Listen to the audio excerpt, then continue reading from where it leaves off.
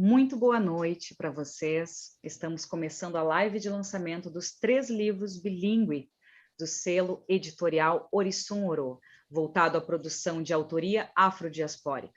O projeto Orissun Orô é realizado através do edital Criação e Formação Diversidade das Culturas, realizado com recursos da Lei número 14.017/20.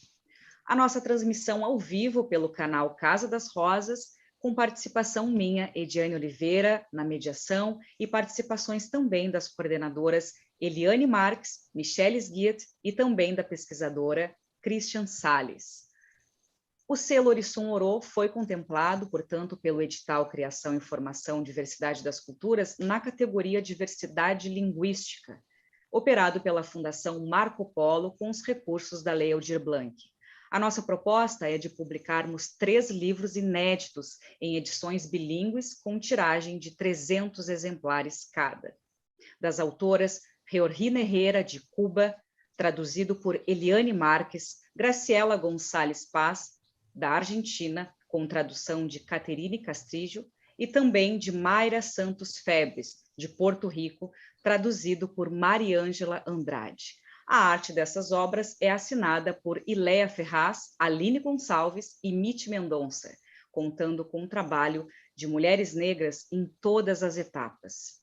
Nós estamos também disponíveis com o nosso chat para vocês enviarem as suas perguntas, os seus comentários. Eu já quero começar a noite de hoje, essa noite muito especial e também esperada, com essa publicação, com esse lançamento dessas 3 obras inéditas, em que a gente tem o prazer de poder apresentar para vocês através das coordenadoras do selo editorial, com a participação, então, de Eliane Marques e Michele Sguiet. Então, vou chamar aqui vocês para darem as suas primeiras falas. Uma boa noite. Que momento especial, Eliane. Seja muito bem-vinda e que bom contar contigo e também com a Michele. Boa noite.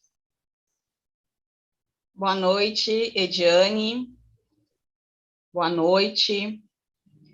É uma alegria imensa participar deste lançamento dos 3 livros do selo editorial Orissun Orô. Esta expressão que significa a fonte da palavra, a fonte do texto, a fonte do discurso.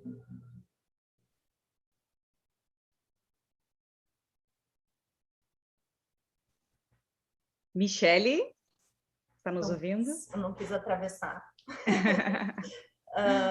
Eu estou, assim, tomada por uma alegria, um sonho americano que estamos vivendo.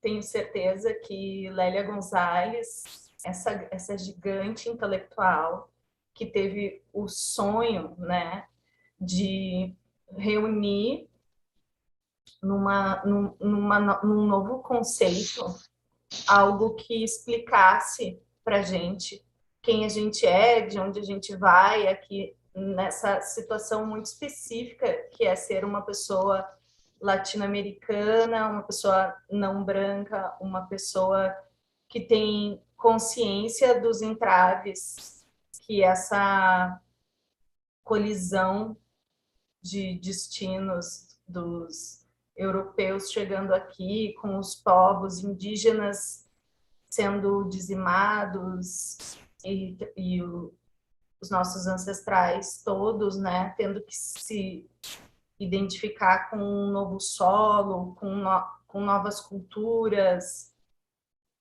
E disso tudo surgiram as mulheres que vieram antes de nós. E essas mulheres que vieram antes de nós, certamente, estão aqui com a gente. Queria pedir desculpa, estou muito emocionada. Não quero pedir desculpa, na verdade, não. Porque essa possibilidade de trazer 3 grandes poetas americanas que estão em outros países de língua espanhola, né, que não falam a mesma língua atualmente que a nossa, mas que falam a mesma linguagem, falam ao fundo da nossa identidade, dos nossos corações, podem trazer notícias de quem a gente é. E ter essas mulheres publicadas por um circuito editorial todo formado por mulheres majoritariamente negras, todas americanas, e ter essa iniciativa sendo lançada na Casa das Rosas, na Fundação Haroldo de Campos, em São Paulo, um centro de referência para poetas contemporâneas. É uma alegria que eu espero que esteja chegando até todos vocês. Boa noite. Agô.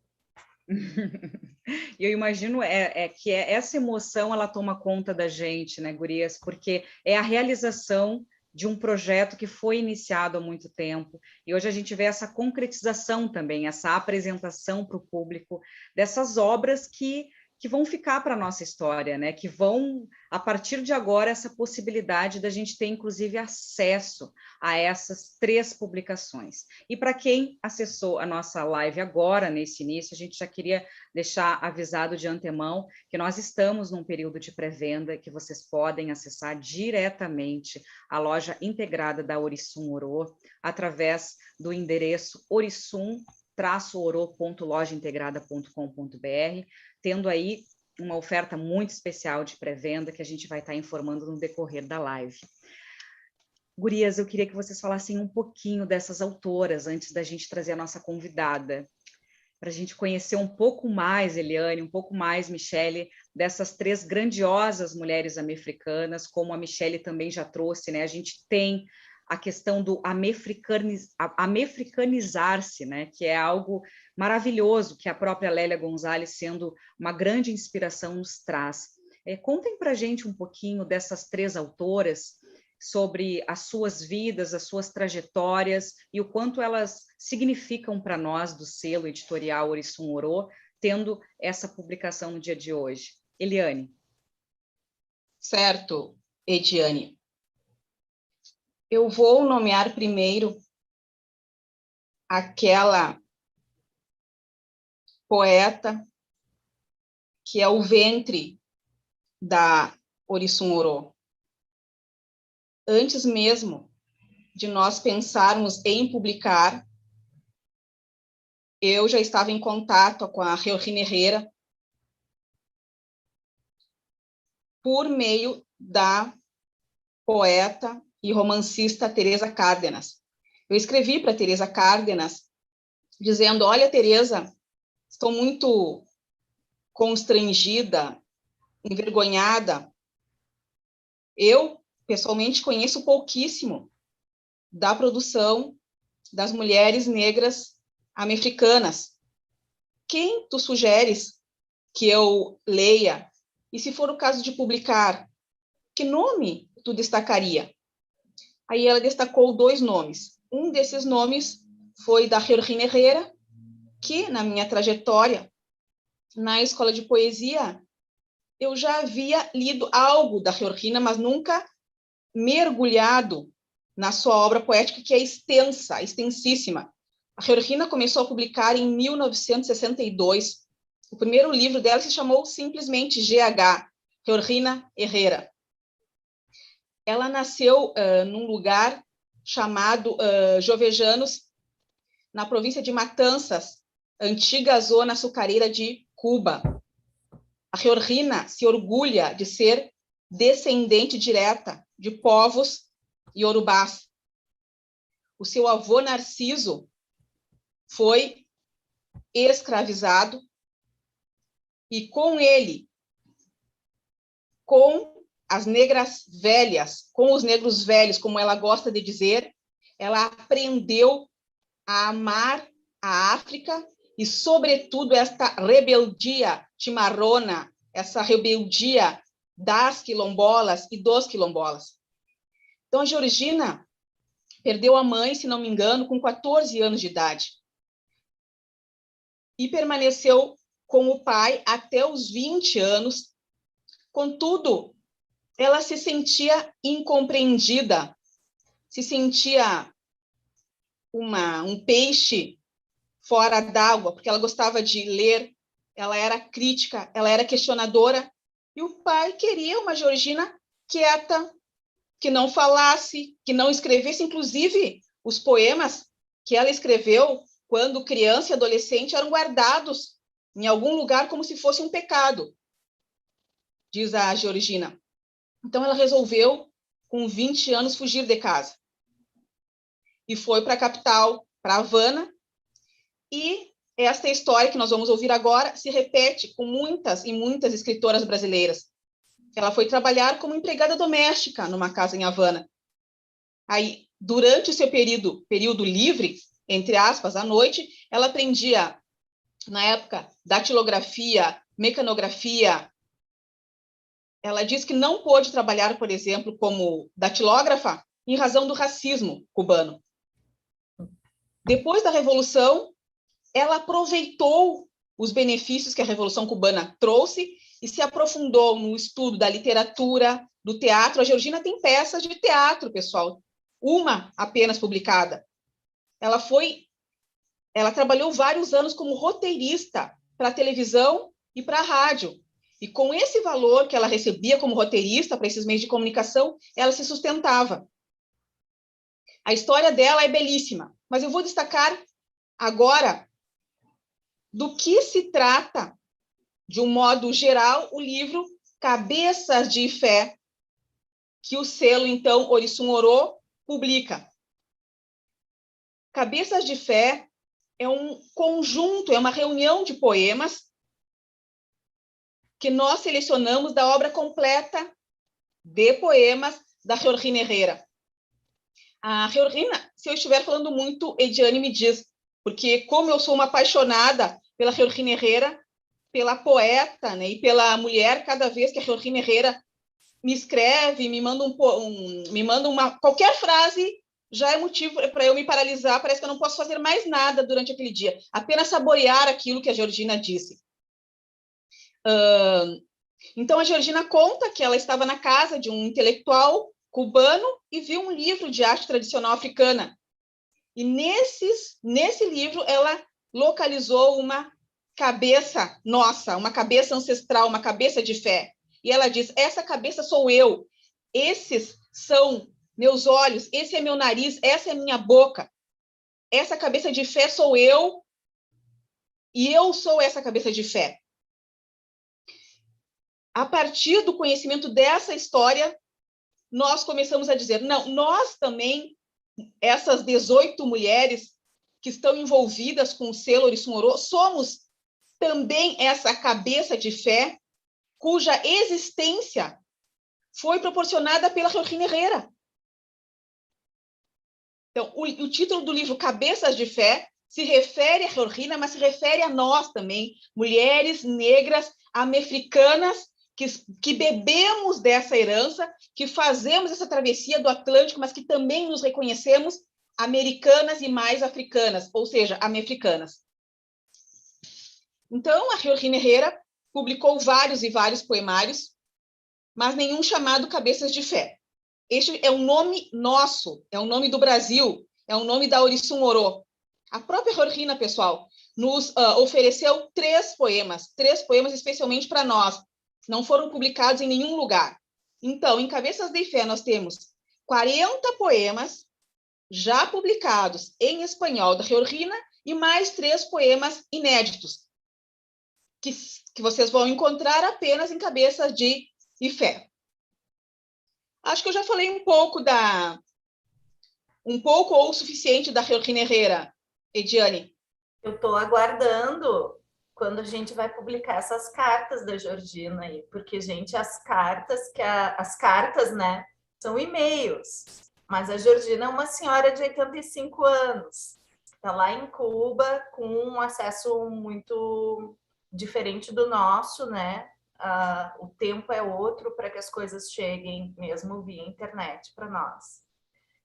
E essa proximidade que a Eliane traz, eu acho que a Georgina foi a primeira de nós, Eliane, a sentir o efeito do selo Orissun Orô, porque ela foi a primeira a dizer, não estou só, não me sinto só.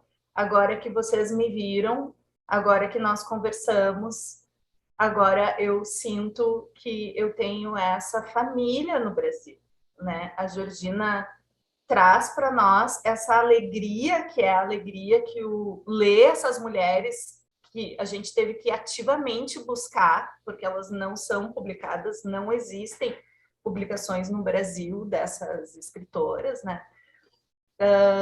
E assim como nós aqui, o que nós temos em comum, quase todas essas que estão aqui trabalhando em Orissumarô, é que em algum momento nós nos sentimos sozinhas, isoladas, que a gente queria conversar sobre temas que as pessoas ao redor não queriam conversar, não queriam nos ouvir, achavam que a gente estava talvez fazendo tempestades em copos d'água, propondo outras conversas, né? Que passam por raça e passam por gênero, e que passam por geografia, passam por barreiras. E a Georgina foi a primeira, ela é descendente de Yorubás, e a gente tem certeza que o fato de a gente ter uma grande mulher escrevendo com 85 anos, no meio dessa pandemia, a urgência que a Eliane sentiu em fazer esse projeto acontecer tem toda a justificativa. A gente pode conversar com as nossas escritoras, a gente pode... As tradutoras podem conversar entre si e podem ver, junto com as autoras, a recepção desse trabalho que a gente está fazendo, né? Então, a gente sempre se refere a Georgina antes, por uma questão de, inclusive, né, na Nigéria, tem essa questão da senioridade, né? Mais importante do que divisão homem-mulher é a divisão quem vem antes. A Georgina Herrera é a fundação desse selo. Exato. E ela é nossa ancestra presente de um modo outro, diferente das nossas outras ancestras, e ela é também precursora desta temática racial, de raça social e gênero. Desde 56, a Georgina já traz essas temáticas para os seus poemas, mas de um modo absolutamente diferente, de um modo absolutamente estetizado. Ela faz desses temas uma linha poética com uma característica estética muito, muito específica. Eu não vou adiantar aqui qual é esta característica, porque esta é a minha leitura da Georgina Herrera. Então, comprem o livro e bebam dessa Georgina Herrera, dessa mulher precursora em vários aspectos do poema, não só em Cuba, mas de toda a América. A Georgina Herrera ganhou vários prêmios, inclusive, vários prêmios no campo do poema e também no campo do seu ativismo social como mulher negra, defensora dos direitos das mulheres negras em Cuba. Por isso que nós dizemos, Ediane e público em geral, essa cabeça de fé, porque também nós somos de fé, né? E fé, essa cidade iorubá, esta origem mítica do mundo, nós somos de fé. E fé é a nossa cidade. E a cabeça de fé é a nossa cabeça. Ah, que força. Michele, eu vou, antes da gente entrar com a Christian Salles, só gostaria que vocês, então, nos trouxessem as outras duas autoras que fazem parte dessa publicação bilíngue, e na sequência a gente já vai conhecer um pouco mais ainda, porque a gente vai estar conversando com uma pesquisadora também, que tem bastante história para contar. Eu tenho uma proposta que é a gente falar como a gente chegou a Graciela que talvez esteja até nos assistindo. Exato. E aí a gente deixa para falar da Mayra com a Cris, que depois a gente já vai saber que a Cris, como que ela chegou e o que ela traz para nós. Pode ser? Vamos falar do Zambesi e da Graciela? Ótimo. Conta aí a saga, Eliane, para nós. Bom, nós estávamos procurando uma poeta argentina que se reconhecesse como negra, que se reconhecesse como esta poeta hifenizada afro-hífen argentina e agora americanizada sem hífen nenhum. Entramos em contato com a Marcela Villaveja, que é poeta, psicanalista argentina, que faz parte do selo Orissun Orô, tendo revisado a minha tradução de Cabeças de Fé, mas Marcela Villaveja, na Argentina, entrou em contato com grupos de mulheres poetas e Graciela Gonçalves Paz fazia parte de um desses grupos. E imediatamente, com uma enorme generosidade, não sabendo se nós conseguiríamos publicar ou não, me mandou o Zambesi, o livro dela Zambesi em espanhol e também Zambesi em português, para que nós pudéssemos lê-lo e, se quiséssemos, publicar. Inclusive, nos liberou de pagar os direitos autorais, mas nós dissemos, não, nós vamos pagar os direitos autorais, porque faz parte dos princípios da Orissun Orô pagar os direitos autorais das poetas em dinheiro. Então, o livro chegou até mim, eu li esse livro, mas eu já estava com o livro da Mayra. E o que eu fiz? Eu conversei com a Maria Ângela Andrade, que é a tradutora de Conjuro da Guiné, e perguntei se ela conhecia uma tradutora que talvez que pudesse se interessar em publicar o Zambesi. E ela me passou o nome da Catherine Castrillo. Eu achei que a Catherine era brasileira, passei o livro para ela adorou o livro, fez a tradução. Depois, na hora do pagamento, é que eu me dei conta que ela era venezuelana, porque eu não entendia como é que ela não tinha conta bancária no Brasil, embora sabendo que muitas pessoas não têm contas bancárias, mas não seria o caso da Catherine Castrillo.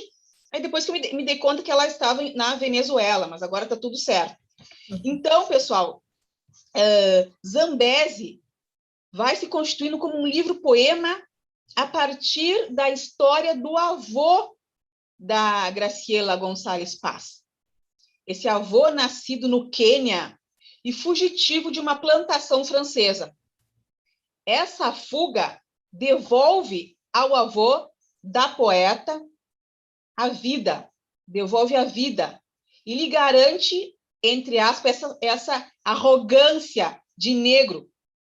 E ao mesmo tempo em que devolve a vida, afiança essa arrogância de negro ao seu avô, esse avô permite que Graciela Paz escreva esse belíssimo poemário, repito o nome, Zambesi.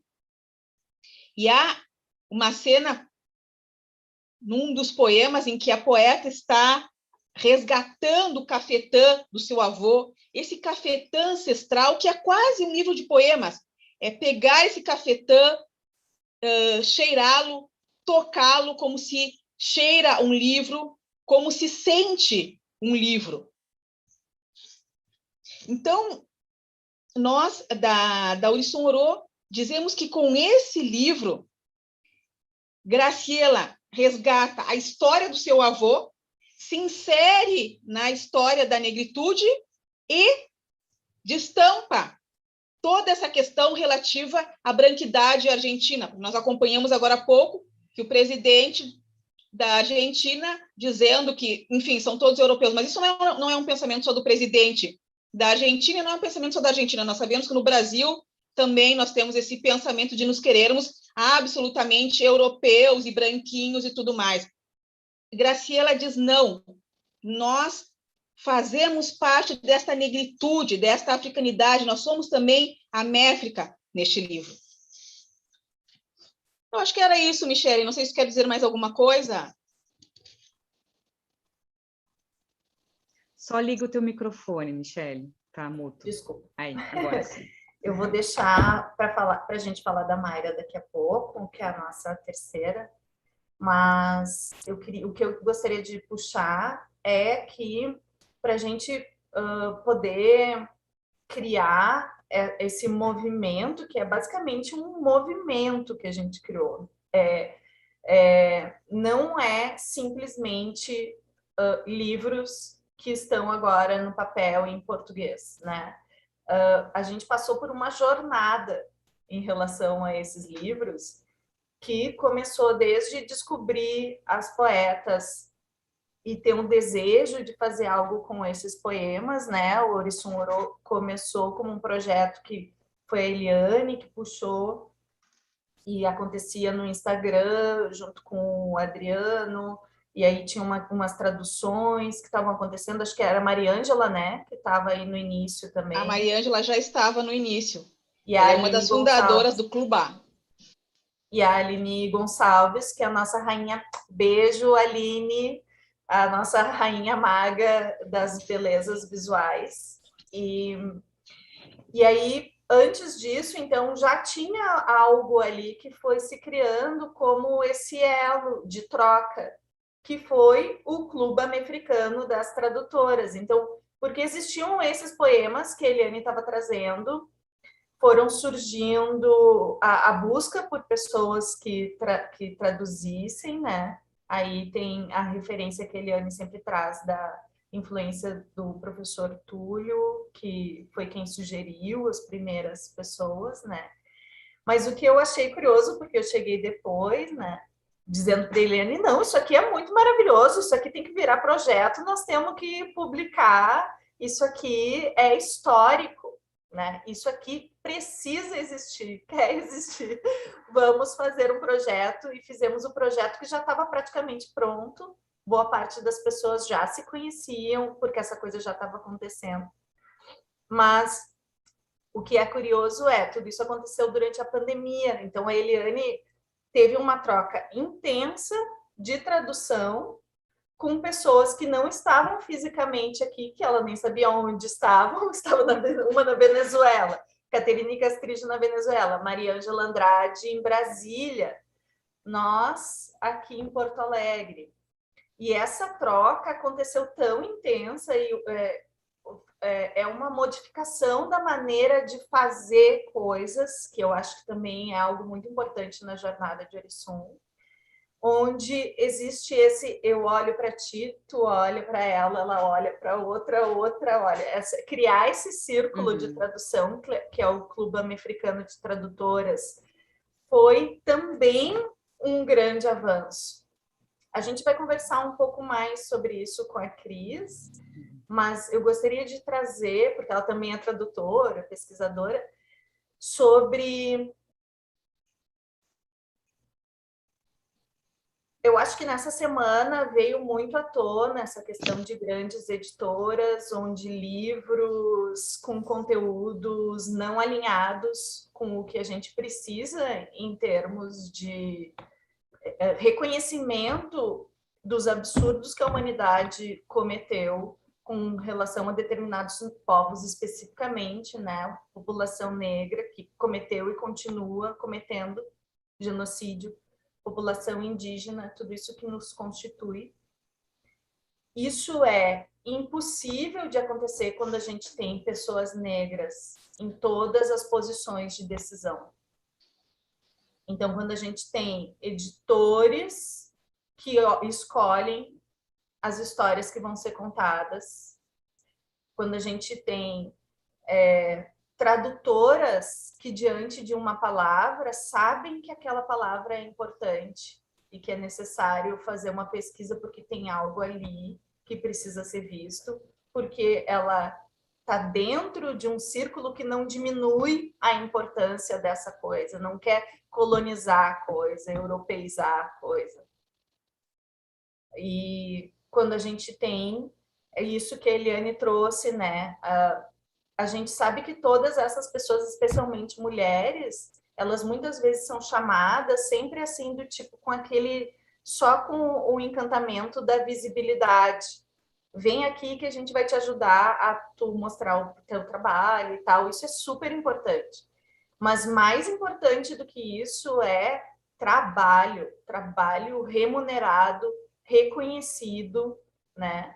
Então a gente fazia questão de que fosse possível pagar todas as pessoas envolvidas nesse processo inicial. O processo foi ficando maior, no fim aconteceram outros tipos de troca, né, com outras pessoas, mas existe algo muito especial em reconhecer que a cura para as nossas feridas americanas, elas vêm a partir do olhar, do reconhecimento financeiro e dos outros jeitos de fazer. Então, se eu não estou ali traduzindo, só correndo porque eu tenho que entregar, eu estou traduzindo porque eu estou trocando com uma mulher que elas começaram fazendo por WhatsApp essas trocas. Por isso que a Eliane não sabia que ela estava organizando.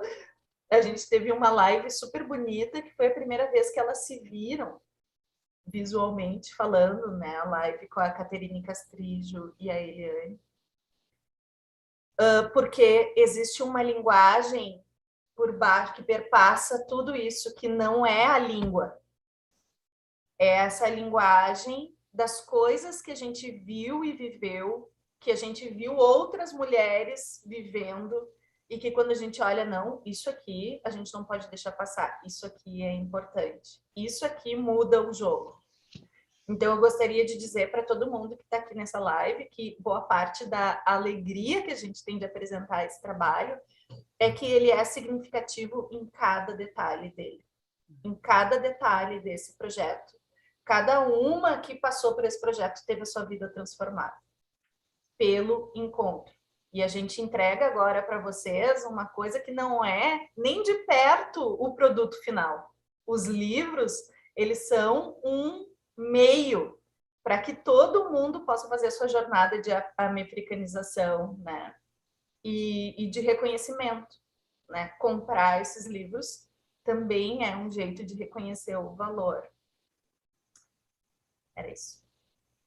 E nós temos aqui nos nossos comentários, no nosso chat, com transmissão ao vivo pelo canal da Casa das Rosas, mulheres e parceiros da Escola de Poesia, como a Lúcia Bins Eli, Marcela Vilaveja, Adriano Migliavaca, Juliana Dias, Aline Gonçalves, Tatiana Moreno, da Voar Livros de Pirenópolis, Nathalie Weber, da Escola de Poesia, que também está sempre colaborando, né, conosco em todas as lives e em todas as produções.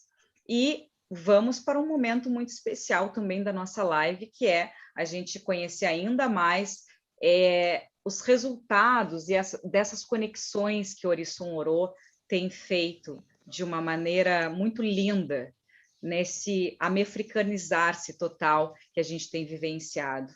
E para a gente falar sobre isso, sobre as pesquisas que ela tem realizado e sobre essa conexão que foi tão bonita realizada com Orisson Orô, a gente vai ouvir agora a pesquisadora Christian Salles, que é também uma das nossas convidadas para esse lançamento, ela que faz essa conexão conosco diretamente da Bahia, vai falar conosco direto da ilha de Itapirica, eu de Pelotas, Michele e Eliane, Porto Alegre, e essas autoras de Orisson Orô que transcendem os muros, né, e que nos mostram o quanto a americanidade faz parte de nós, sairmos dessa bolha de Estado-nação e percebermos o quanto a gente tem conexão direta e muito forte com outros países, outros lugares dessa nossa América e que tanto nos fortalece. Seja muito bem-vinda, Christian Salles, para estar conosco. Que bom te ter com a gente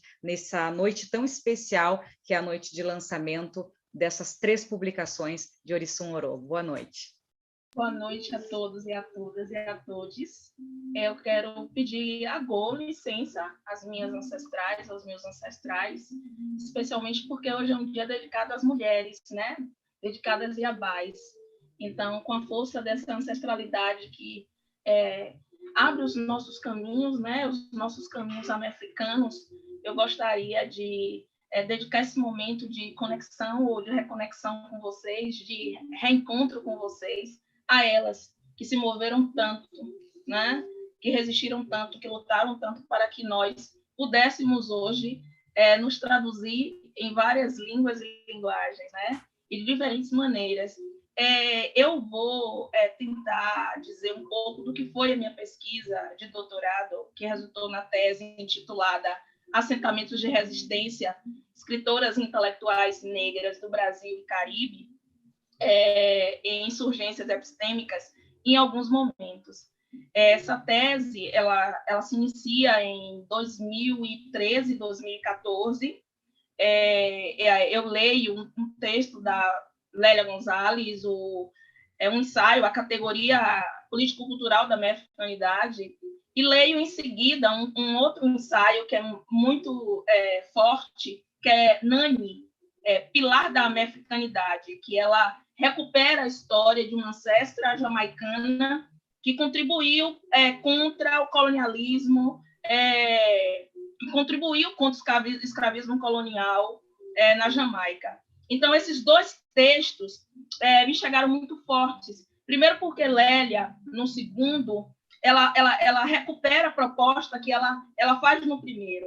Ela diz que é preciso transpor barreiras culturais, linguísticas, e especialmente barreiras geográficas, e ir buscar essa conexão com outras irmãs nas Américas e Caribe.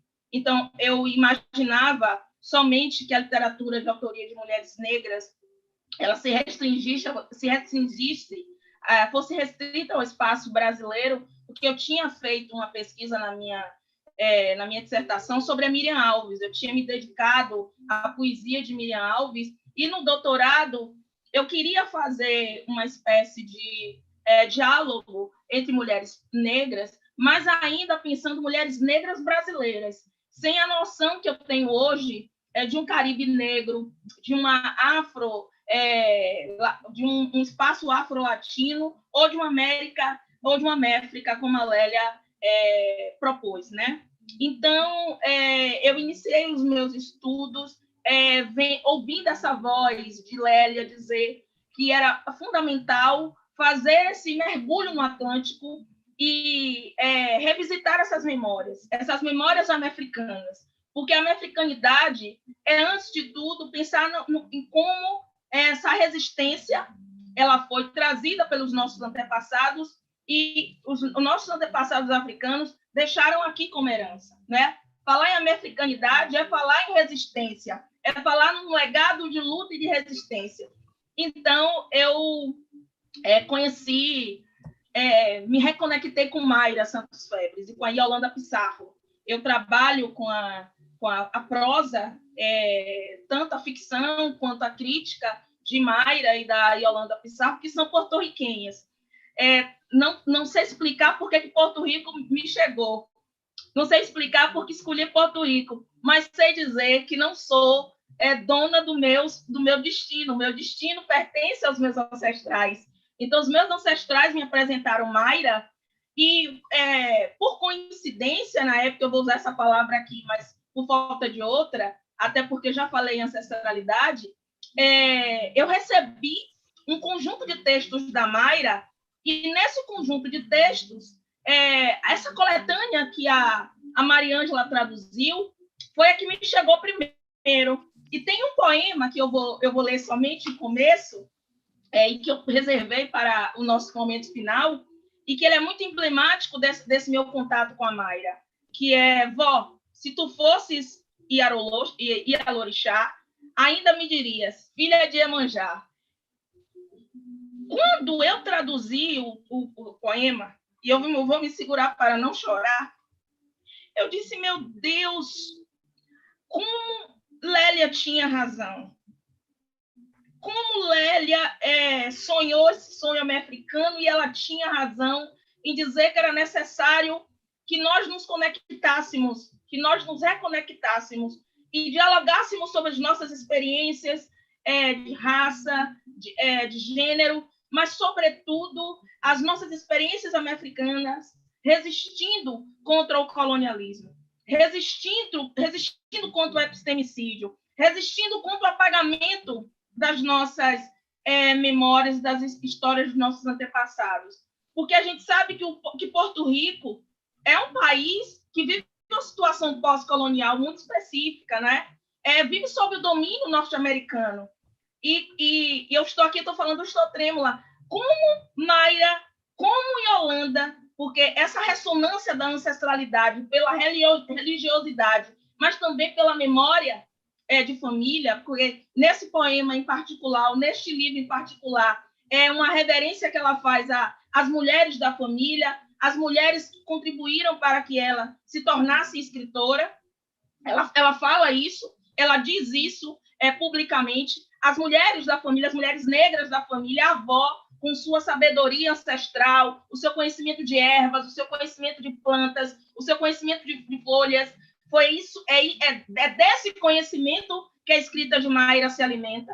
A Yolanda Pizarro também vai na mesma direção, não é? Atuando para fazer esse resgate dessa memória ancestral. E aí eu pensava várias vezes comigo, como elas conseguiram, apesar do epistemicídio, apesar da forte presença colonial, manter essas referências e trazer isso para a literatura, trazer isso não como tema, não como assunto, mas como uma parte de si, que o tempo todo busca lutar contra o racismo epistêmico e contra o epistemicídio.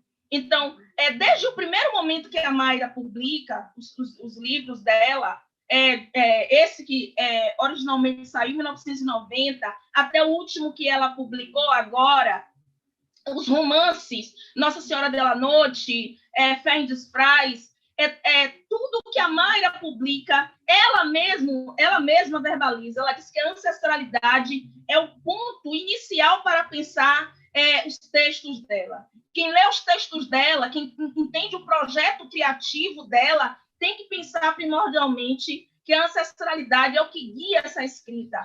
E é por isso que o Conjuro da Guiné, né? A Guiné, essa folha poderosa, essa folha que é uma folha de cura, é isso que traz a escrita de Mayra, a possibilidade de cura das nossas feridas coloniais, abertas pelo colonialismo, a ferida produzida pelo racismo, pelo sexismo. Então, ela também é muito interessada na questão da sexualidade, numa perspectiva ampla, pensando os grupos LGBTQIA+.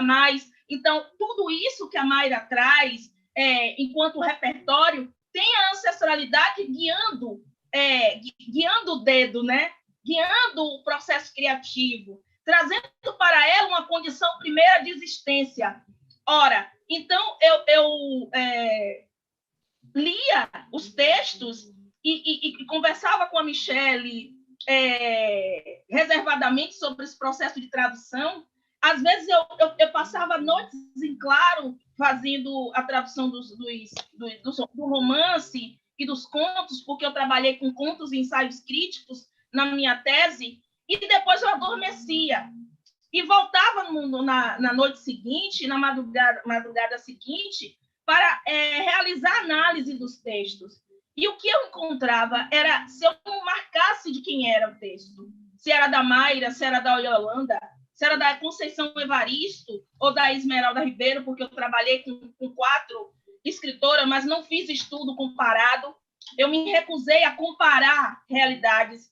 Eu me recusei a fazer um estudo dentro de uma tradição ocidental que vai olhar a literatura de autoria feminina no Caribe, em Porto Rico, e vai analisar a literatura brasileira de autoria negra, feminina, e vai buscar semelhanças e diferenças. Eu me recusei a fazer esse movimento comparativo. Eu busquei, na verdade, conexão entre elas mesmo, conexão e algo que é muito forte para mim, conexão de mãos que se entrelaçam nesse Atlântico Negro, mãos que se reconectam para recontar as suas histórias. Então, quando eu voltava aos textos que eu traduzia, se eu não tivesse anotado, esse texto pertence a Evaristo, esse texto aqui é de autoria de Mayra. Esse texto aqui é de autoria da Yolanda. Eu tinha dificuldade de identificar, tal qual era a voz o coro tão forte e as mãos tão entrelaçadas que os textos me pareciam ou de qualquer uma delas. A autoria se perdia nesse intervalo entre adormecer e novamente entrar em transe. Eu digo que durante esses 5 anos em que eu estive escrevendo sobre a Mayra, né? Durante esses 5 anos que eu estive mergulhada nos ensaios críticos de Yolanda Pizarro, que também é porto-riquenha, durante 5 anos em que eu estive ouvindo a Conceição Evaristo, ouvindo a Esmeralda Ribeiro e tantas outras irmãs, como a Lélia gostaria que nós nos nomeássemos, como a Lélia gostaria como nós nos reconhecêssemos, durante esses 5 anos, o que eu percebo é que essas escritoras, essas autoras, elas têm no seu caminho, no seu percurso, um projeto de vida, que é um projeto de vida que não é iniciado por nós. Nós somos a continuidade desse projeto de vida que as nossas ancestras começaram desde o primeiro momento em que a primeira foi sequestrada e obrigada a embarcar no navio negreiro. Então, desde que a primeira ancestral foi obrigada a embarcar no navio negreiro e veio para o Caribe, e do Caribe foi distribuída para outras regiões do Atlântico, que o Caribe foi um porto de chegada, mas não somente o único porto por onde as nossas ancestrais passaram. Eu digo que esses saberes, esse conhecimento, essa intelectualidade, ela foi gestada. Essa resistência, ela foi gestada. Pode parecer um absurdo o que eu vou dizer, mas tudo não começa aqui. Tudo não se inicia aqui. Tudo se inicia desde lá. Desde o primeiro momento que essas mulheres foram escravizadas, foram acorrentadas, elas buscaram se insurgir.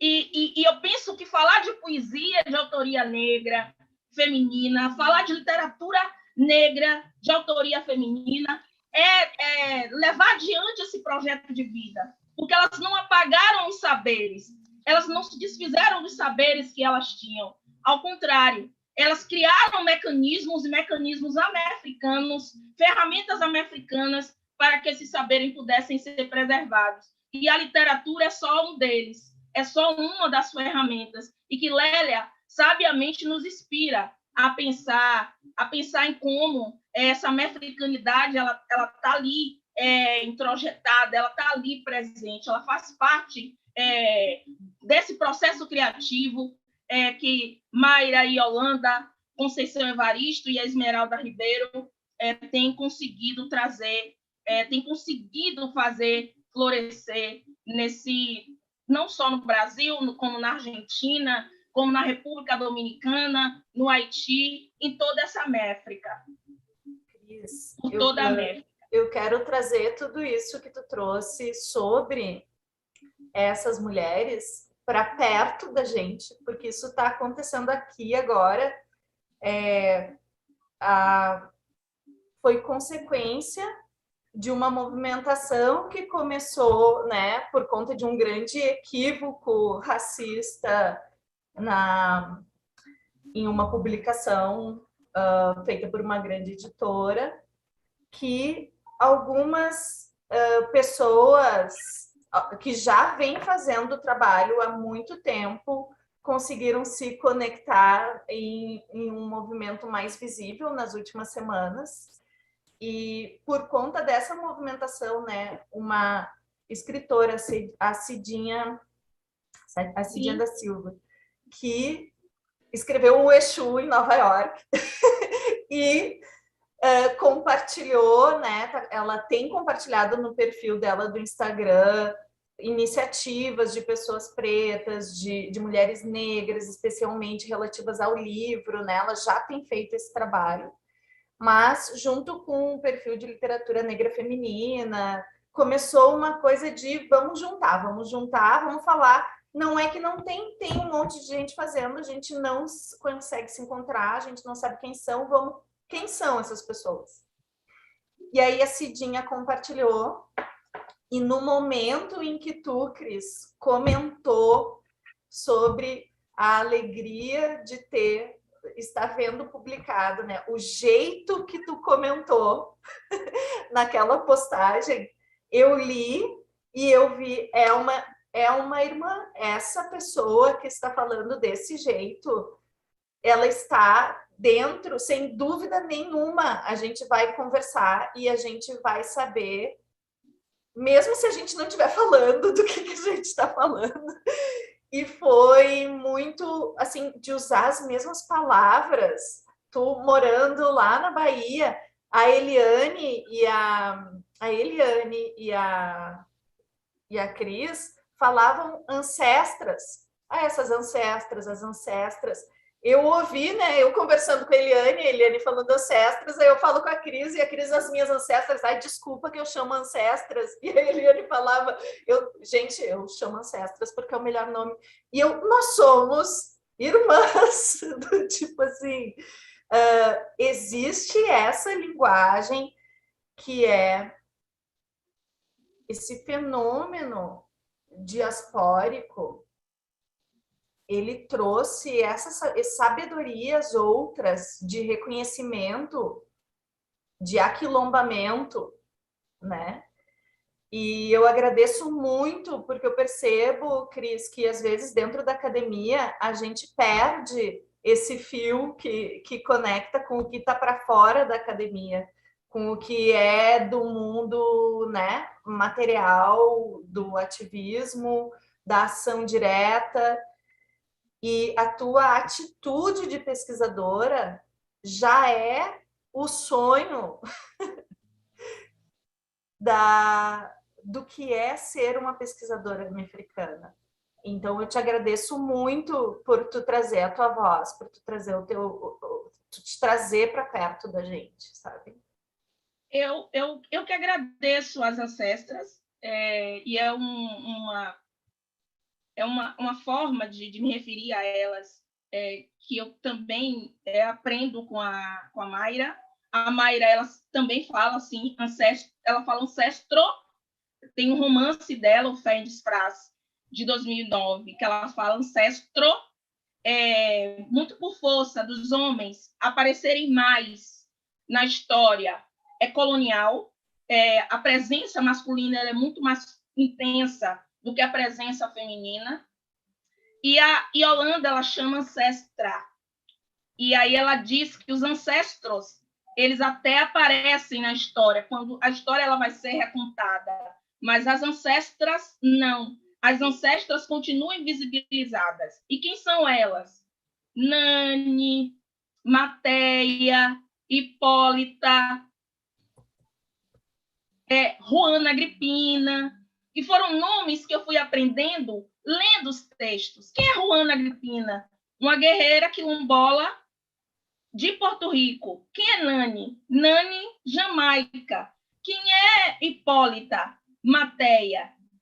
Foram mulheres que participaram da história colonial na Venezuela. Então, nós temos um conjunto de histórias e de narrativas, de memórias que ainda estão invisíveis. Então, eu incorporo a Ancestra, encontro vocês, incorporo o meu vocabulário, o meu léxico, inclusive meu léxico afro-africano, e encontro vocês também fazendo esse gesto. Eu estava falando do transe. Eu passei 5 anos mergulhada nessa escrita, completamente em transe, no meu transe, fazendo trânsitos e recuperando as narrativas que eu pude recuperar. E, para minha grande alegria e surpresa, encontro tradutoras pretas fazendo gestos. Primeiro, gesto com o corpo, porque traduzir não é somente fazer a transposição interlingual, qual é a correspondência lá em espanhol para o português, é muito mais do que isso. O gesto ele é corporal, porque nós nos afetamos pelo que ali está escrito e não fazemos apenas a substituição de um sentido pelo outro, mas, sobretudo, nós sentimos. E quando eu vi a primeira publicação do Orissun Orô, eu novamente vivi o transe que eu vivi durante 5 anos. Eu passei a noite em claro, sem acreditar que depois de tanto tempo, falando de Mayra como se estivesse sozinha, falando de Holanda como se estivesse sozinha, eu encontro vocês, irmãs africanas. E aí eu olho para a foto de Lélia e digo a ela, a do pé, ora iê, que a Lélia era uma mulher de Oxum. E nós estamos hoje, num sábado, vocês estão fazendo o lançamento deste livro num dia também dedicado a Oxum. E num dia dedicado a essa ancestralidade forte, dessa ancestra forte, que era Lélia Gonzalez. O primeiro poema de Cabeças de Fé, de Georgina Herrera, é Filha de Oxum falando a sua mãe. Sim. E há um outro poema que vai sair agora num texto que eu publico falando sobre a Georgina, que é simplesmente Oxum. É a coisa mais linda, Oxum. O que vocês acham da gente começar a ler? Eu só queria, antes desse momento tão especial, que vai ser o nosso pequeno sarau, que não tinha como, né? Publicação de 3 grandes autoras americanas, a gente não ter também esse momento de sarau, de leitura desses poemas, dessas obras que estão sendo publicadas pela Orissun Orô. Eu só queria mencionar a presença e também o apoio de Lilian Rocha, Lilian Ramos, Mariana Bandarra, Maria Ivete, Adriane Ojeda, Laurence Flores, Yara Maria, Sky Futur, Schiavone, Miris Bender, Lídia Fontoura, Gisela da Rosa Moraes, Silvana Rodrigues, Vinícius Brito Moraes, Fernanda Bastos, Elisandra Souza também. E a gente está tendo uma participação tão bonita no nosso chat, a Selma Negra, agradecer essas palavras e essas presenças de apoio, e dizer que a Mariana Bandarra acabou de comprar os livros com um link de desconto que é limitado. Então, peguem essa dica da Mariana e aproveitem, que a gente vai estar ainda no finalzinho agora da live trazendo todas as informações para vocês terem acesso a esse link de desconto que está mais do que maravilhoso para a gente poder ter acesso a essas 3 obras. Eu queria, então, antes da gente ir para o sarau, meninas, trazer para vocês também a pergunta do Vinícius Brito Moraes, né? Antes, Clarissa Guelves, Laura Pujol, Maria Clara Esguietz também estão conosco, tá? Então, a pergunta que a gente recebeu aqui no nosso chat, através da transmissão direta que nós estamos fazendo no canal Casa das Rosas, Fundação Haroldo de Campos, por que existe a demora em publicação de autoria feminina americana, especialmente no Brasil?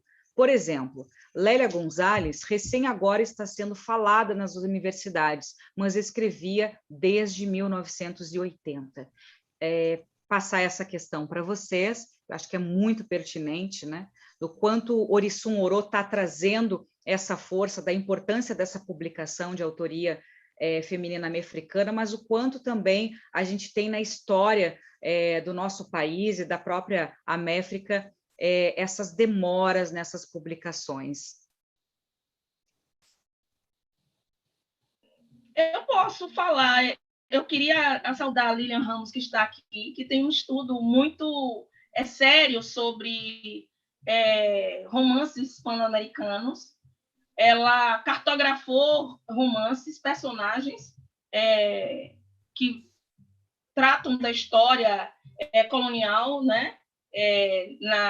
Nas Américas. Então, ela tem um artigo em que ela faz essa cartografia e ela elenca romances que já foram publicados, ou já foram traduzidos, por exemplo, para o português. ela tem uma cartografia muito intensa, muito extensa, inclusive.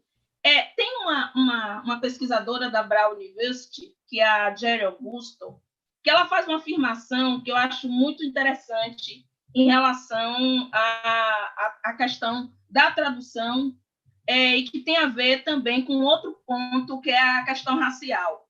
Ela faz uma afirmação no ensaio: a língua não deve nos separar. Ela diz que a língua não deve ser um empecilho para que mulheres negras da diáspora encontrem um mecanismo para construir um espaço de comunicação, um território de comunicação. Então, ela disse também que o racismo incutiu na nossa cabeça que nós não seríamos capazes de aprender, por exemplo, o inglês, ou o espanhol, ou o francês, e assim se comunicar em uma outra língua, ou mesmo através de outras linguagens. Então, eu penso que o primeiro ponto pode ser a barreira da língua. A barreira da língua, que a própria Lélia, de alguma maneira, dizia que isso era um sintoma, dizia que esse aspecto era um sintoma. Mas penso que, tirando a barreira da língua, o espanhol, o francês, o alemão, o inglês, tirando a barreira da língua, eu penso que é preciso primeiro fazer uma pesquisa, conhecer essas escritoras, cartografar esses nomes, porque elas não escrevem só romance, elas não escrevem só literatura, elas também escrevem crítica. A Mayra, por exemplo, ela é uma ensaísta belíssima. Eu tenho uma coletânea em casa com mais de 60 ensaios em que ela reflete sobre a condição dela como mulher negra no Caribe, e em particular em Porto Rico. Então, eu penso que, superada a barreira da língua, feito um mergulho nesse Atlântico, interessado em fazer essa conexão com outras irmãs em diáspora, eu penso que há muito que conversar, há muito que dialogar, há muito que conectar aí, pelas vivências, pelas experiências, e o Orisson Orum é hoje um dos caminhos possíveis para se fazer esse diálogo, essas aproximações. Eu gostaria de falar que, por exemplo, Lélia é brasileira, né? Ela escrevia em português, mas o que ela era? Uma mulher negra, intelectual, feminista, cofundadora lá do Movimento Negro Unificado, ou seja, uma mulher de ação, atriz, socióloga, antropóloga, né, dentro dessa intelectual, psicanalista. A Lélia, se a gente para pensar, ela é imensa para as universidades ainda hoje, né? Porque ela não ficou nos lugares que são os lugares de fazendo as trocas que poderiam facilitar certas coisas. Ela não fez, ela não desistiu de nenhuma parte dela. E eu, por exemplo, estudei na URGS em 2005. 2005 eu me formei, gente. Eu entrei na universidade em 1999, muito antes do movimento de qualquer questionamento sobre desigualdade de acesso racial, né? E para mim tem sim a consequência de políticas públicas que ampliaram o acesso de pessoas negras que puderam olhar para as coisas da Lélia, porque inclusive essa publicação que a gente tem com esses arquivos da Lélia ali, né, por um feminismo afro-latino-americano, só foi possível, não foi por universidade que foi publicado, inclusive. Foi publicado por conta do movimento negro mesmo, ainda, né? Então, a Lélia é imensa e nós somos machistas e racistas. Isso é uma base, certamente, para toda essa resposta. Mas eu gostaria de deixar a orelhinha em pé porque ela está chegando, as pessoas já estão chegando agora no ponto em que se começa as conversas com Lélia. E agora, quando a gente entra numa universidade e a gente só tem, né, teóricos homens e existe aluno perguntando, gente, mas e a Lélia? Vamos conversar? Existe... Ó, caiu meu brinco. Existe algo acontecendo que eu acho que é o tempo das ideias irem se assentando e ganhando o corpo que elas precisam, porque a Lélia era imensa, mas era difícil encontrar um eco 30 anos atrás. Não quer dizer que parou, o movimento continuou e a gente precisa ir e voltar muitas vezes ir e voltar até que a coisa se manifeste, né? Daqui para diante, nós temos os caminhos abertos já. Agora a gente já pode, a gente já tem interlocutores e a gente já sabe de onde a gente pode partir. Mas eu ainda me impressiono quando eu falo o nome Lélia Gonzalez e a terra não treme, porque deveria. É sinal que as pessoas ainda não tiveram completo acesso, né, a essas propostas ali, porque são conceitos, né? Ela propõe conceitos, caminhos epistemológicos que conseguem trazer essa novidade de olhar para todos os lugares sem diminuir as questões. Então, a gente vê, por exemplo, as pessoas falando, não sou nem preto, nem branco, nem indígena, a alma não tem cor, despolitizando isso.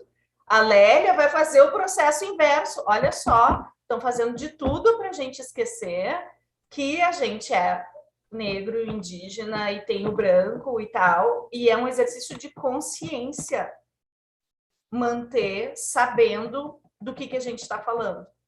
Não é anestesia, é o oposto disso, né? E por isso que esse nosso feminismo de ação, né, que a gente fez questão que se transformasse nesse selo editorial, para mim ele é um exemplo de como essas ideias às vezes levam tempo. Eu não tinha essa linguagem, eu nem reconhecia, eu tinha um desconforto que eu não sabia o que era durante muito tempo. Quando eu li o texto da Lélia, primeiro aquilo veio assim, gente, como que eu não fui apresentada? Eu sou intelectual há 20 anos.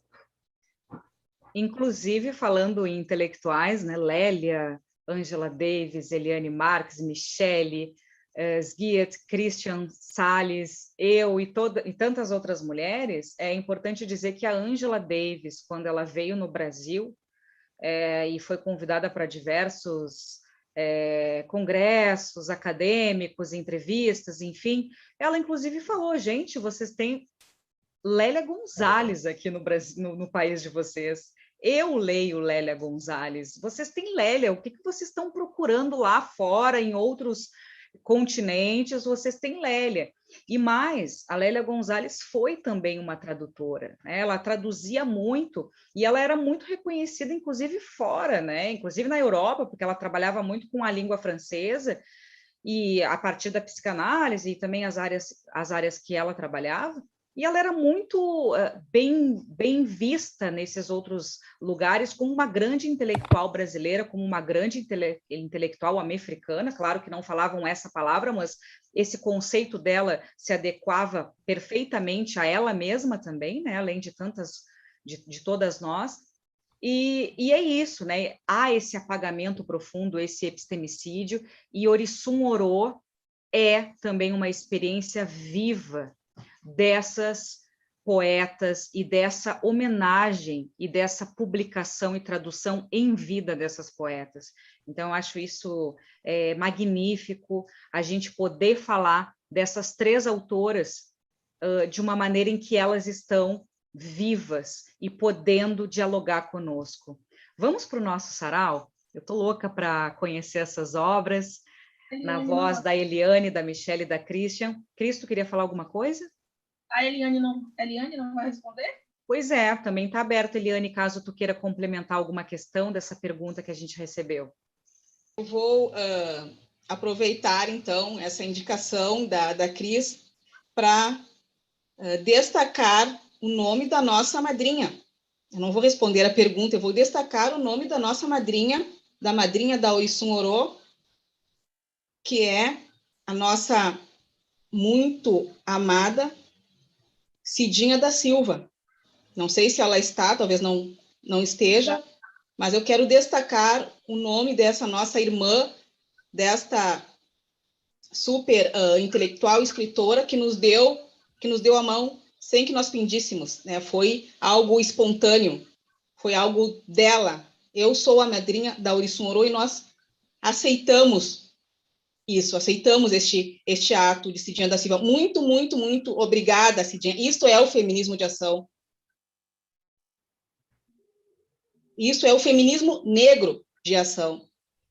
Eu quero destacar também a presença, então, agradecer da Fernanda Bastos, que é a nossa irmã, editora, diretora executiva da Figura de Linguagem também, que é uma editora negra, nossa irmã. Tá? Um grande abraço, Fernanda. A Fernanda também é tradutora, tá? Nessa americanidade, trazendo poetas de outros países para o Brasil. E também a nossa grande poeta, Lilian Rocha, que sabemos que está com muitos e muitos afazeres, mas que está aqui assistindo essa live. Então, eu quero destacar o nome dessas três irmãs. Muito, muito obrigada. Aí eu quero inserir, então, na lista, porque eu estou me segurando já faz um tempo, né? Porque quando a Cris trouxe essa coisa, hoje é dia de Oxum, hoje é um dia de celebração feminino e tal. E hoje, gente, estou toda arrepiada. No canal da Silvia Duarte Produções já começou. A gente queria que a nossa live terminasse às 8 para a gente poder sair correndo para lá. Mas hoje, enquanto a gente está aqui fazendo esse lançamento, né, essa conversa com vocês sobre esses livros dessas poetas vivas de outros países, mas da mesma linhagem que a gente está publicando aqui em Orissun, e está havendo a estreia de um espetáculo chamado Preta Poesia Feminina, que também ganhou edital para existir e que está lá com poesias de outras poetas negras vivas, essas daqui de Porto Alegre, que se encontraram e seguem aí se encontrando por meio de poesia, né, de uma conversa entre elas. E eu tô com uma alegria imensa de um grande amor da minha vida intelectual, que é a Silvana Rodrigues, que é uma atriz gigante do grupo Pretagô, que eu tive a possibilidade assim de ver crescer na minha frente, assim, ela ainda estava dentro da universidade quando a gente se conheceu. E ela está de diretora desse espetáculo do Preta Poesia Feminina. Então, uma grande amiga, Silvana Rodrigues, que estava aqui também, não sei se ela ainda está aí, que é uma grande mulher, uma grande força da natureza. E eu me sinto abraçada, eu sinto que esse mundo que a gente está propondo, ele já está existindo, porque nós estamos conseguindo nos frequentar, nós estamos conseguindo nos reconhecer, e quando a gente consegue sair desse lugar, né, não precisa achar que só tem espaço para um jeito de fazer a coisa, tem muita tarefa para ser feita, tem muita poesia, muito estudo para ser produzido, nós precisamos de muitos braços, nós precisamos de muitos abraços para conseguir mover o mundo um pouquinho mais para lá, né? Então, é uma noite muito especial para todas nós. Destacar também a presença de Léa Ferraz, que faz parte do grupo de artistas dos livros, com Aline Gonçalves e também com Mitch Mendonça. Ela também está no chat conosco. E vamos, então, né, para esse momento gostoso aí que a gente também espera, que é o momento do nosso sarau, dessa leitura pelas vozes dessas amefricanas, com poesias de amefricanas também. Eu vou passar, então, para Eliane Marques, para começar esse nosso momento. Eu vou ter que, então, me referir a Iléa Ferraz, que produziu o desenho das capas dos 3 livros, e ela super preocupada, mas como poderia ser, qual é a tua ideia? E eu digo, quem sabe nós pensamos algo a partir das Yamis. E ela produziu essas capas maravilhosas a partir dessas mulheres ancestrais. Então, desde a capa, os 3 livros são inovadores, digamos assim. Então, vou começar pelo começo. Vamos começar por Georgina Herrera. Mínimo elogio para mim mesma. Aos que a conhecem, digo, me permitam este elogio por Georgina, por seu ofício de lâmpada pequena, porque dócil, até o capricho, retorna ao primeiro dia de amor sobre a terra.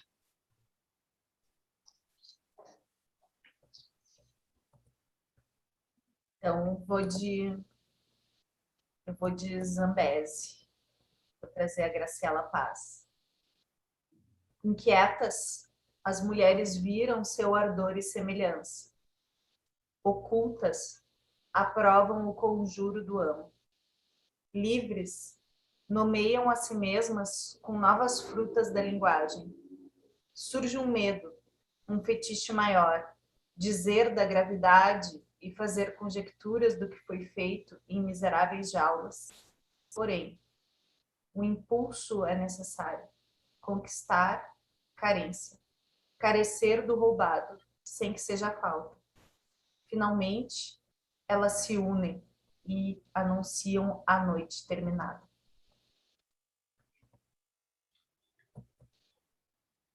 Como é um sarau para realizar assentamentos, eu queria mandar um abraço para a Elisandra Souza, que está aí no chat, para a Selma Negra, que são 2 escritoras e poetas da geração contemporânea que integram esse movimento americano de autoria feminina. E ler um poema, um dos poemas do Conjuro da Guiné, da Mayra Santos Febres. Minha avó é como a terra, sabes? Mulher é licoidal que espalha sua seiva seca, a contraponto, a contraluz, para trançar a rota que o vento deve seguir no dia e obrigá-lo a entregar ovos, obeliscos de ontem. Ela é assim, minha avó. Basta que passe os pés pelo cimento para que o breu libere os retículos de pássaros que adormeceram. Enquanto o progresso chegava, basta que ela os leve com sua vassoura até as suas pernas, para que recupere esse amplo e permissivo grau de triângulos no céu e na boca. Minha avó é como a terra, sabes? Mulher faminta e indomável, que espalha suas grenhas, as abelhas estalando os ponteiros diminutos, as raízes latentes, falando só para ela no ouvido.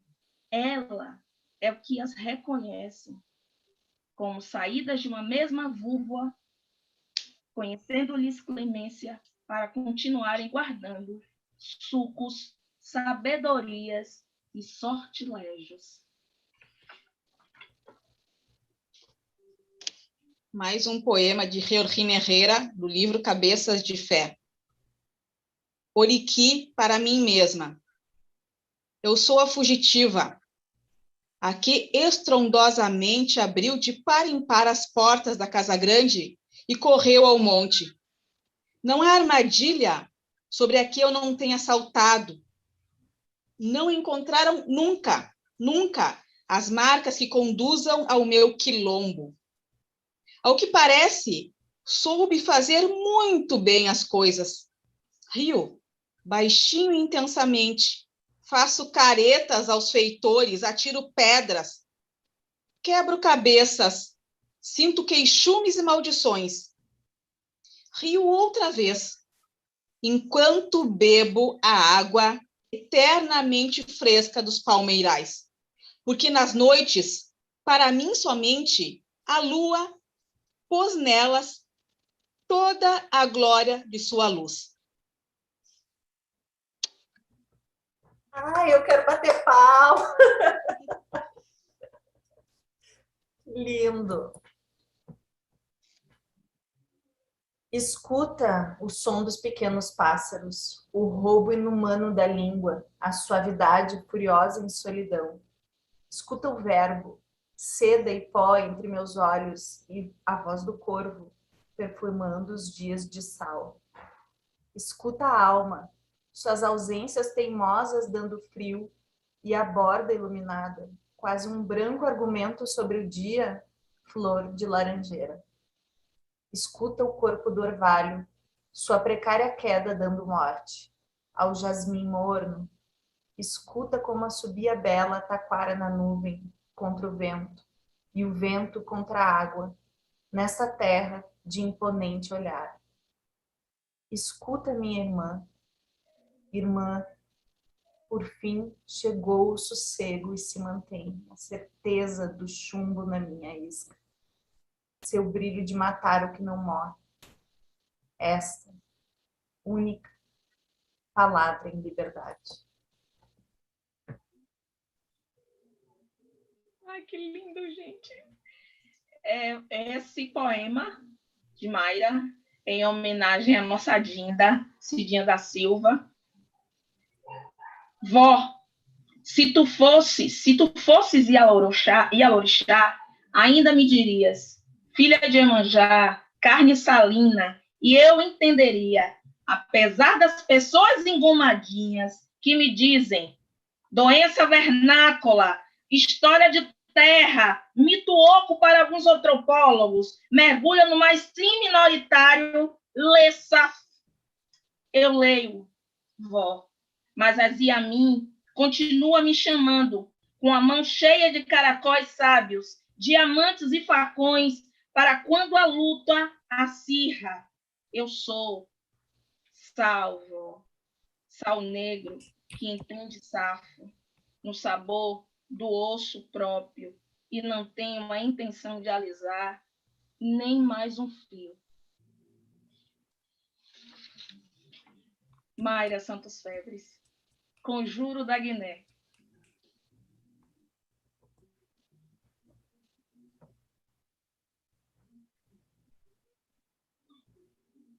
O que dizer, gurias? Eu tô querendo mais, né? A gente está com 1h30 de sarau, parece que a gente começou agora, assim, porque é muita potência, a gente se identifica, a gente vibra, a gente se arrepia, né? Da espinha até o último fio do cabelo, assim. E a gente está recebendo também essa presença de quem está nos acompanhando, nos assistindo e sentindo o que a gente está sentindo aqui. Então, eu queria aproveitar, antes desse encerramento, passar a palavra para vocês três, para poderem se despedir e também dizer da grande honra que para mim é estar hoje fazendo a mediação desse momento histórico na nossa Méfrica, desse momento em que a gente escreve mais um capítulo dessa nossa história como mulheres americanas, nessa publicação tão potente que eu também já estou ansiosa para poder ler. Então, passar para a Eliane, para a Michele e para a Christian também fazerem as suas falas finais, para a gente trazer o serviço final da nossa live de hoje. Este Oriqui para mim mesma, da Georgina Herrera,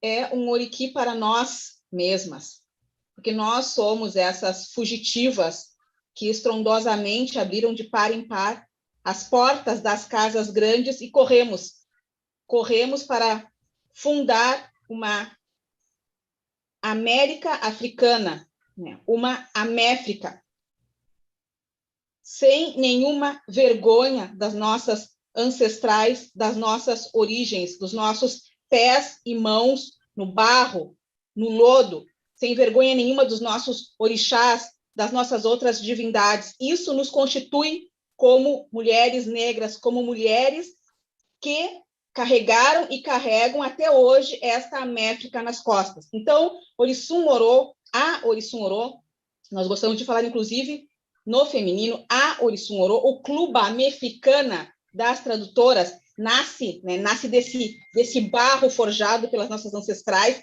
e vai se constituindo. Por isso, por essa herança que nós recebemos e por essa herança que nós queremos transmitir.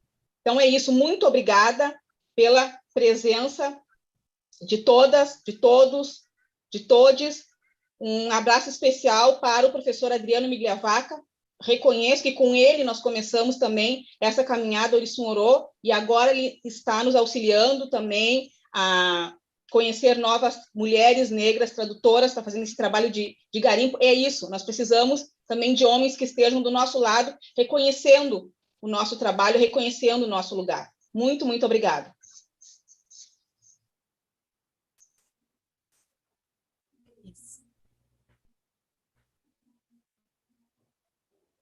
Michele, Christian, querem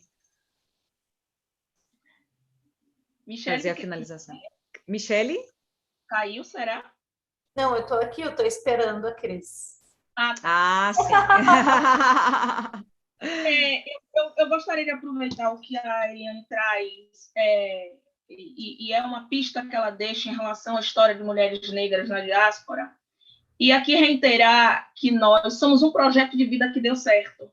A história de mulheres negras nas Américas e no Caribe, as histórias das mulheres negras na América Latina e Caribe, não é uma história somente de dor, de trauma, de violência e de sofrimento.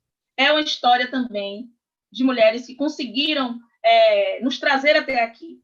Eu, lendo principalmente as narrativas de autoria de mulheres negras em espanhol, eu complementei o entendimento que eu tinha acerca do que foi a história de nossas ancestras. E aqui reafirmo, desde que a primeira mulher africana foi sequestrada, foi trazida para sobreviver em cativeiro nas Américas e no Caribe, elas não apagaram os seus conhecimentos, elas não se desfizeram dos seus conhecimentos. Ao contrário, elas criaram estratégias americanas para preservar o que elas puderam. E uma coisa que elas me ensinaram, todas as vezes que elas pensavam em fugir, a fuga nunca era pensada na direção individual. Havia sempre uma comunicação interessada em levar mais um. Era uma fuga interessada em criar um outro espaço, um outro território de vida que não fosse apenas que não fosse apenas mas que fosse de um grupo que pudesse ali recriar um mundo possível, né? Uma África possível.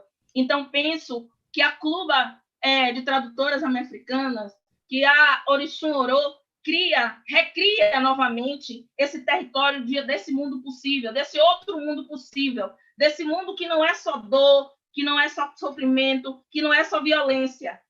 É literatura, é cura, é poesia, é crítica, é teoria. Nós temos uma rara oportunidade de cumprir uma missão. Não é pesquisa, não é só escrita, não é só título, Ediane, é compromisso, é missão que se cumpre.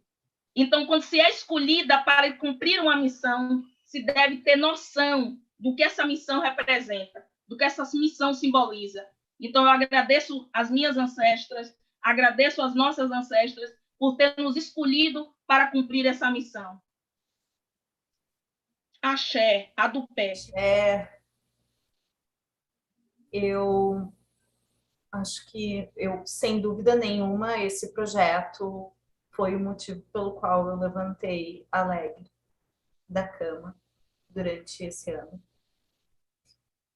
E foi um ano de muitos lutos, né? Uma pandemia e todas essas coisas difíceis que a gente fica com dificuldade, às vezes, até de celebrar. E eu queria fazer agora um ritual, porque eu vi muitas pessoas falando o nome de pessoas negras mortas. E eu gostaria agora de recitar o nome de todas as negras vivas que estão com a gente nesse projeto, como um ato mágico de inscrição nossa.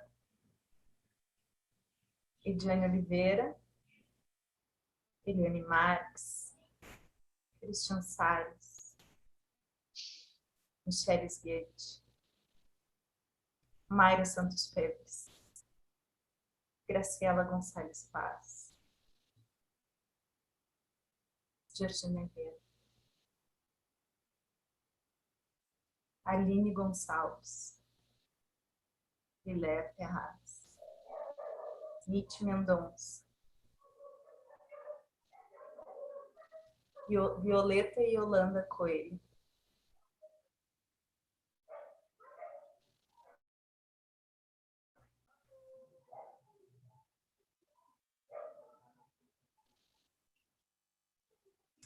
Caterine Castrillo, Mariângela Andrade, Ellen Santos, Marcela Vilaverde,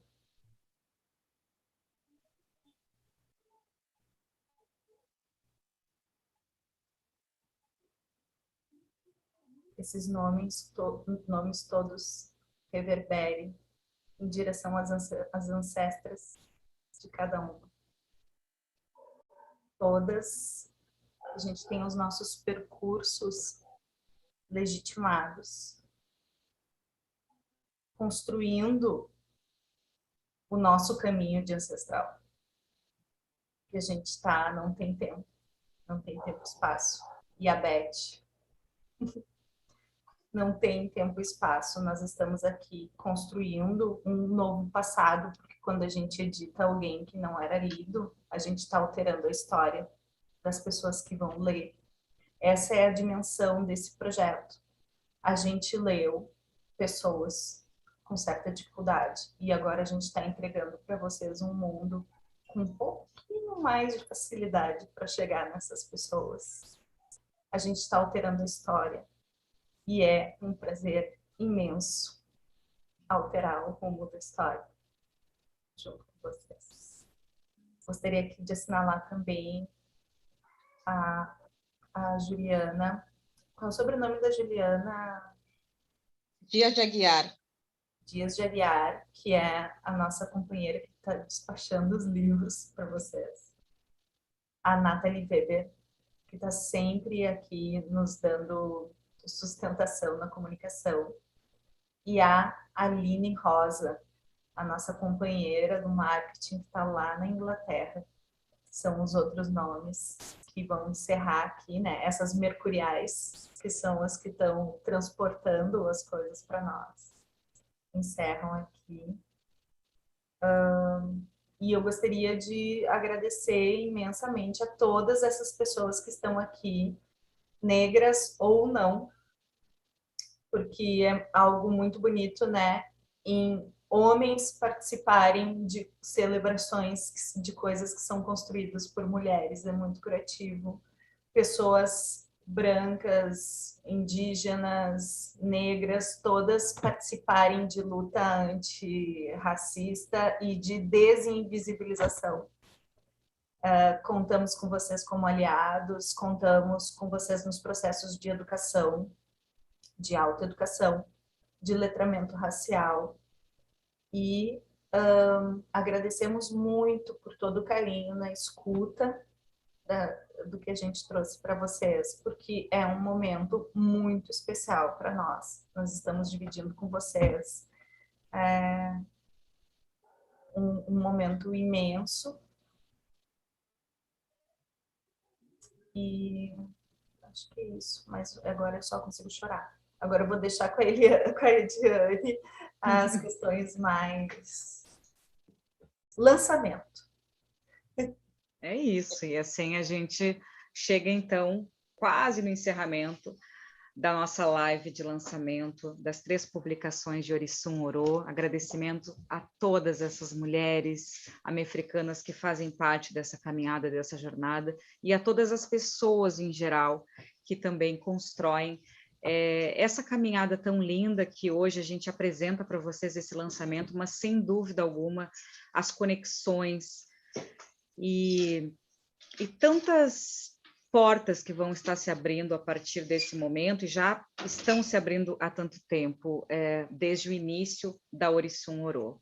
Então, Cabeças de Fé, de Georgina Herrera, conjuro da Guiné, de Mayra Santos Febres, e também Zambesi, de Graciela Gonçalves Paz, estão disponíveis na loja integrada Orisum Oro. O endereço é orisum-oro.lojaintegrada.com.br e nós estamos com uma oferta especial nessa pré-venda até o dia 1º de outubro, exclusivo para você diretamente na loja, onde vai ter a oportunidade de ter essas 3 obras juntas por R$ 90. Mariana e Selma já aproveitaram a nossa pré-venda e a gente faz o convite para todos e todas e todes que estão muito emocionados nesse momento, assim como a gente está, para poderem vivenciar essa experiência, que é essa oferta, esses 3 livros juntos, diretamente na nossa loja. O lançamento, então, hoje tem aí a minha participação na mediação e também contou com a participação das coordenadoras da Orisum Oro, Eliane Marques e Michele Sguiet, e também da pesquisadora Christian Salles. O projeto Orisum Oro é realizado através do edital Criação, Informação e Diversidade das Culturas, realizado com recursos da Lei número 14.017-20. Também lembrando que a live de hoje teve transmissão ao vivo pelo canal da Casa das Rosas, espaço Haroldo de Campos de Poesia e Literatura, agradecendo também essa transmissão, e você pode acessar as nossas redes sociais através do Instagram, orisum.oro, nosso Facebook, que também é só colocar facebook.com/orisumoro, e o nosso contato para futuras conexões, ainda mais nessa nossa caminhada, que é orisumeditora@gmail.com. Nós estamos, então, encerrando a nossa live de hoje, desejando uma excelente noite a todos nós, com muita poesia, com muita mefecranidade, e agradecendo vocês por essa participação. Até a próxima, e a gente vai ter, com certeza, muitos encontros daqui pela frente. Obrigada, Cris, Eliane, Michele, Nathalie, Caio e todo mundo que esteve com a gente nessa linda noite de lançamento. Até lá.